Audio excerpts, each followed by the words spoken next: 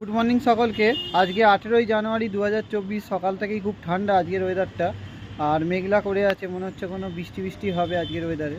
তো আজকে বেসিক্যালি আমার ভিডিওর যেটা টপিক সেটা হলো যে আমরা যে কম্পিউটার শিখছি, কোন কোন কোর্সগুলো শিখলে আমাদের পক্ষে খুব ভালো, ওটা মানে কোন কোন প্রফেশনাল কম্পিউটার কোর্সগুলো করলে খুব তাড়াতাড়ি ওই রিলেটেড কাজ পাওয়া যায় বা ওই কোর্সগুলো আমাদের পক্ষে ভালো হবে। প্রথম হচ্ছে গ্রাফিক্স ডিজাইন, ঠিক আছে, গ্রাফিক্স ডিজাইন কোর্সটা ভালো। দ্বিতীয় হচ্ছে ওয়েব ডিজাইন অ্যান্ড ডেভেলপমেন্ট, ঠিক আছে, ওয়েব ডিজাইন অ্যান্ড ডেভেলপমেন্ট এটা ভালো।